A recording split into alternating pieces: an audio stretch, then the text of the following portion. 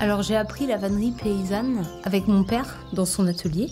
Et puis petit à petit, j'ai commencé à vraiment faire de la vannerie dehors, dans la forêt, sur les chemins buissonniers, et à créer des vanneries avec des plantes glanées dans la nature.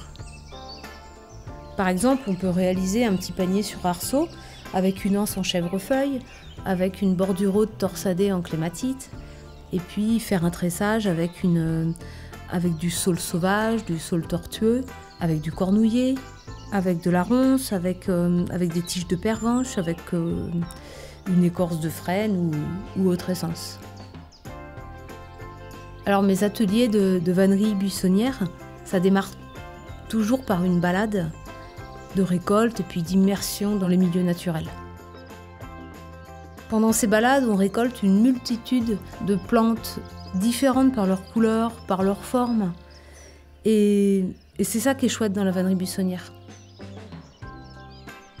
Après les ateliers de vannerie buissonnière, j'ai beaucoup de retours des personnes sur ces ateliers et ils mettent en avant la dimension naturaliste, sensorielle et méditative de cette vannerie.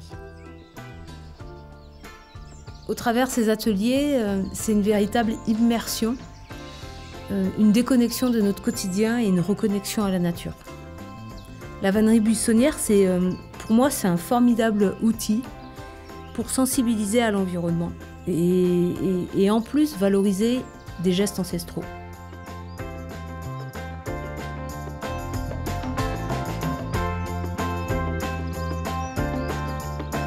Alors moi, je suis convaincue que le dehors est un véritable terrain d'apprentissage. Par exemple, j'utilise avec les enfants le jonc pour fabriquer des petits bateaux ou autres objets. Et à travers cette fabrication, ils développent leur motricité, leur créativité et ça change vraiment leur regard sur la nature. En jouant avec ces plantes, les enfants les regardent avec plaisir et surtout différemment. Pour rester dans le partage, j'ai écrit un livre dans lequel on retrouve des tutos, des conseils pédagogiques pour créer des objets buissonniers, des jeux. L'idée, c'est de permettre à des professionnels de l'éducation ou autres et aux familles d'avoir un outil en main pour créer dans la nature.